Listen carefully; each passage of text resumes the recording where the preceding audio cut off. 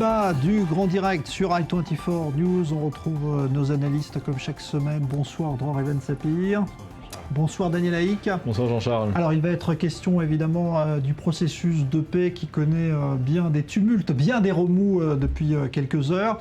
On va reprendre les choses un petit peu chronologiquement. On va repartir à hier avec cette annonce donc du ministre du Logement, Uri Ariel, israélien, qui annonce donc la construction de 20 000 nouveaux logements dans les territoires. Et là, immédiatement, colère des Palestiniens. Et puis un peu plus tard, communiqué du Premier ministre Benjamin Netanyahou qui retire ce projet et qui fait, alors c'est peut-être ça qui est intéressant, qui fait un lien direct là, avec les négociations en cours sur l'Iran. C'est vraiment maintenant étroitement lié. Alors on parle beaucoup de ce lien déjà depuis plusieurs semaines, voire plusieurs mois en fait, le lien entre le dossier israélo-palestinien et le dossier du nucléaire iranien.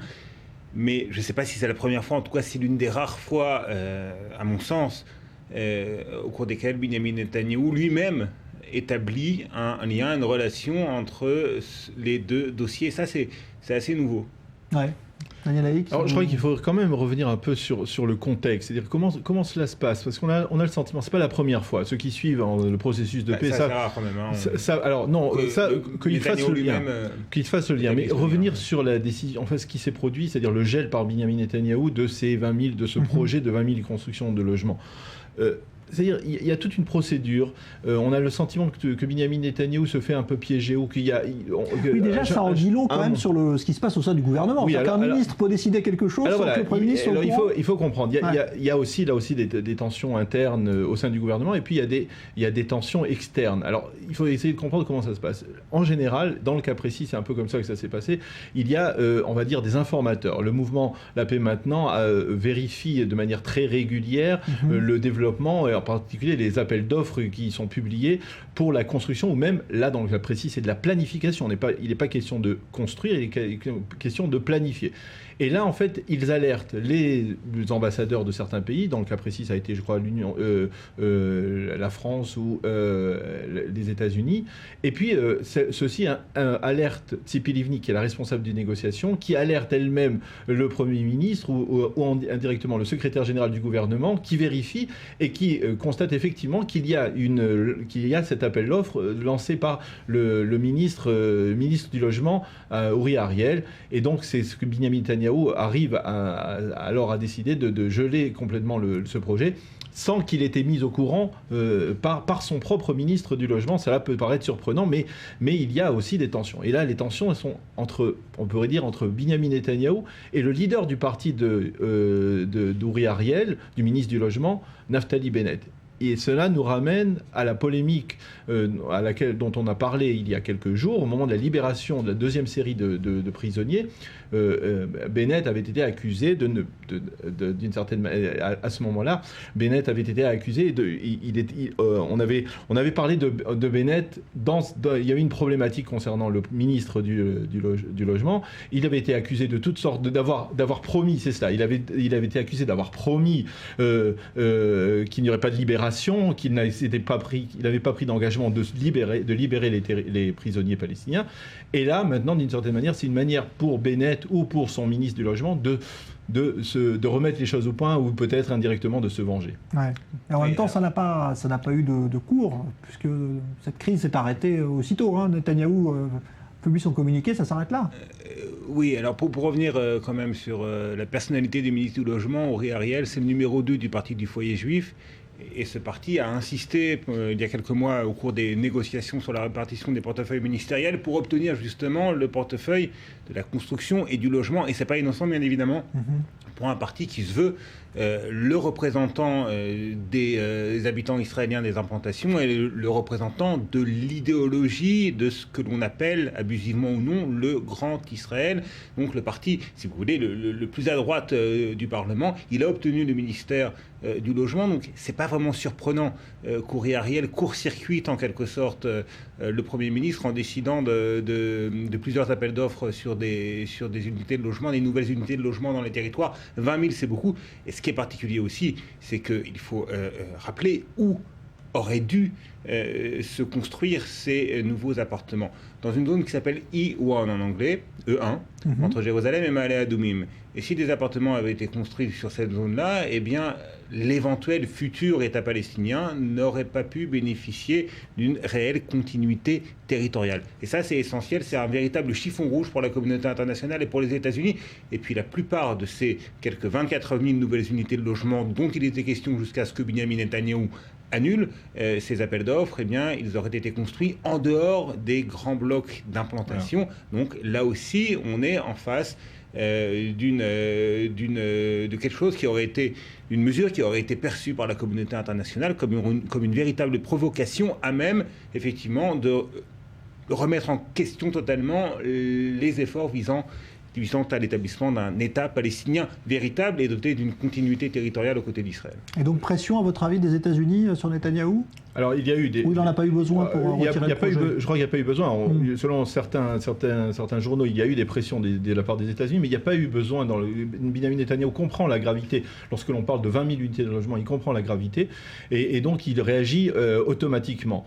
Maintenant, il faut comprendre que ce genre de crise sert aussi les intérêts des Palestiniens. Parce que d'une certaine manière, les Palestiniens, eux, veulent surtout que l'on ne rappelle pas qu'il y aurait eu un accord tacite entre Israël et les Palestiniens, ce fameux accord, cette fameuse équation entre la libération des prisonniers et l'autorisation de construire en Judée et Samarie. Ils ne veulent surtout pas qu'on parle. Et si on en parle, eh bien, si déjà Benyamin Netanyahou, en tout cas le gouvernement, construit tant d'unités de logement, eh bien cela peut leur servir de prétexte pour mettre fin aux négociations, pour aller devant le Conseil de sécurité de l'ONU.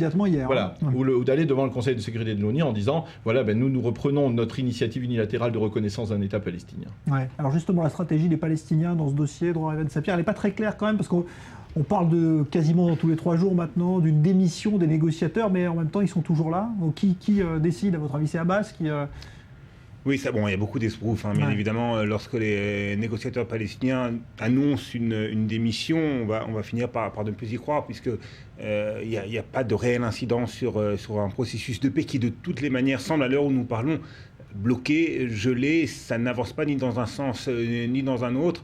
Mahmoud Abbas a dit, les négociateurs démissionnent, mais je vais peut-être parvenir à les convaincre de revenir sur leur décision, ou alors, dans le pire des cas, eh bien, je nommerai une nouvelle équipe de négociateurs. Donc finalement, pas du tout ou peu d'incidence concrète sur les négociations. Maintenant, il faut s'interroger sur effectivement ce qui se passe au cours de ces fameuses séances de pourparlers entre les négociateurs palestiniens, qui démissionnent ou qui ne démissionnent pas, finalement peu importe, et les négociateurs israéliens. Il semblerait que l'équipe israélienne n'ait pas encore dévoilé son jeu en disant clairement quels étaient les points sur lesquels les Israéliens étaient prêts à consentir à d'éventuels compromis. Donc c'est quelque chose qui agace à Washington, ce genre d'attitude.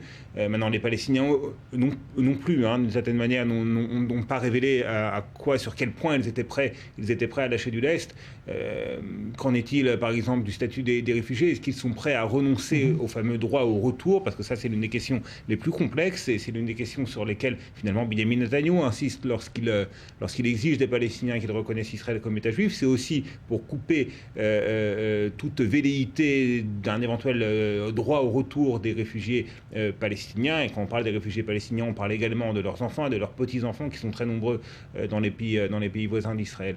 Donc pour l'instant, on a l'impression que ça n'avance pas et on revient à cette fameuse question, est-ce que si le processus reste bloqué et gelé, est-ce que dans quelques mois, on n'aura pas droit, encore une fois, à cette fameuse Pax Americana, à une ébauche d'accord qui pourrait être mise sur la table par les Américains, et Israéliens et Palestiniens seraient dans ce contexte mis au pied du mur, avec l'obligation de choisir, à prendre ou à laisser. Est-ce qu'ils seraient en mesure de dire non aux États-Unis? Est-ce que les Israéliens seraient en mesure de dire non à John Kerry, alors qu'ils ont besoin du soutien américain, encore une fois, et on revient à cette question de lien avec le dossier iranien, et alors qu'ils ont besoin du soutien de la communauté internationale et donc des États-Unis dans le dossier du nucléaire iranien? Est-ce que les Palestiniens sont en mesure aussi de tourner le dos aux propositions américaines, étant donné que des promesses importantes d'aide financière leur ont été faites par John Kerry et par les responsables de l'administration Obama, la question est ouverte. Le problème, on a le sentiment que les négociations butent déjà bien avant le problème délicat des réfugiés sur le problème des frontières. On est encore en train de parler des frontières. On a vu que récemment que Benjamin Netanyahu avait pris position en faveur d'un maintien d'une force militaire israélienne le long de la vallée du Jourdain. Il y a véritablement un problème même au niveau du tracé. Les Israéliens n'ont apparemment pas encore fourni de carte du tracé de ce que pourrait être le futur État palestinien.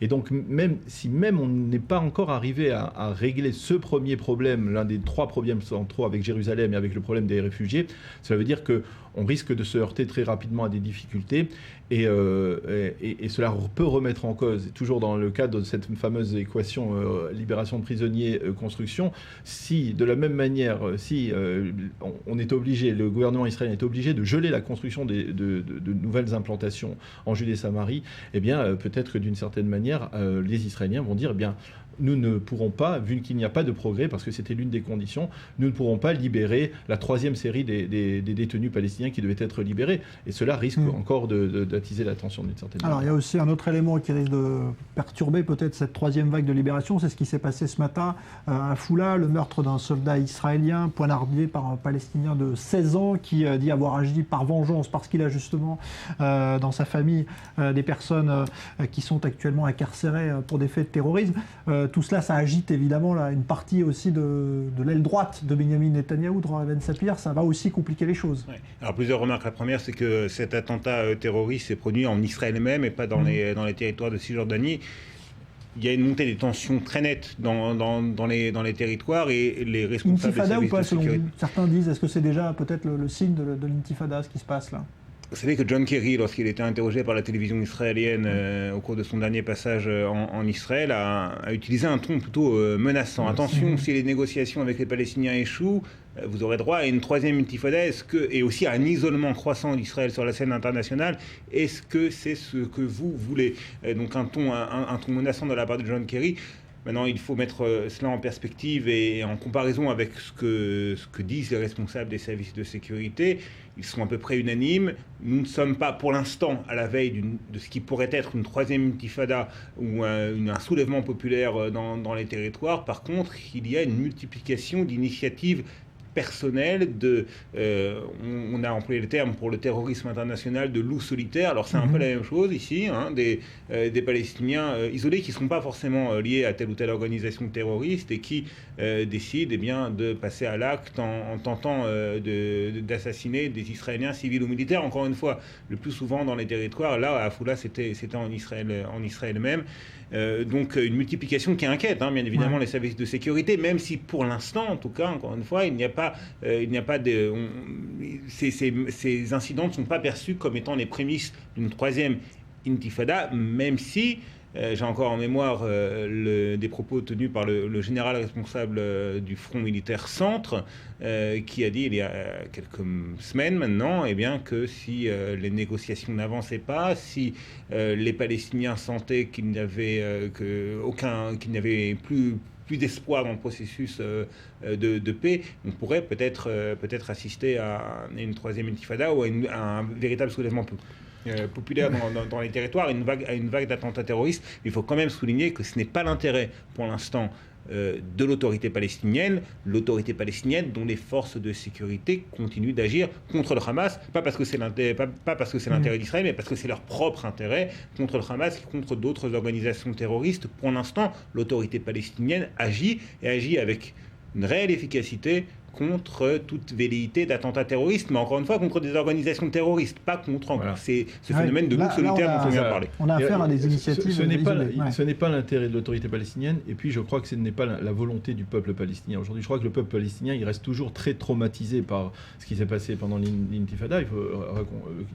Il y a eu effectivement 1500 morts du côté israélien, mais il y a eu aussi des milliers de morts du côté palestinien. Il y a eu une autorité palestinienne quasiment détruite. La réoccupation des territoires par l'armée israélienne, ce sont des années traumatisantes pour les Palestiniens, et quelque part on a presque le sentiment, s'il faut effectivement confirmer, comme l'a dit Dror, que ce sont des actes isolés pour l'instant et qu'il n'y a pas de main directrice dans cette résurgence de la violence, eh bien, il faut savoir que les Palestiniens, d'une certaine manière, ne sont pas mécontents d'une situation de calme relatif actuel. Certains pourraient dire, eh bien, en absence d'un accord de paix, on pourrait se contenter de la situation actuelle. C'est une situation où, lorsqu'on va dans les territoires, eh bien, on peut voir que les Palestiniens peuvent circuler librement sur la plupart des axes, quasiment la plupart des axes, la totalité des axes routiers qui sont mis à la disposition des Israéliens. Il y a de moins en moins de barrages, il y a quasiment pas beaucoup de barrages en Judée-Samarie. Il y a une économie qui est relativement florissante dans certains. Ça mène du plomb dans l'aile depuis quelques mois, l'économie palestinienne. Elle a du plomb, mais c'est quand même relativement satisfaisant d'une certaine manière. Si on va par exemple à Bethléem aujourd'hui, en perspective des fêtes de Noël, ben, les maisons, les hôtels sont pleins et donc d'une certaine manière, une prochaine fois. Voilà. Merci Daniel Haït, merci Dror Even Sapir. Un nouveau journal à venir dans un instant.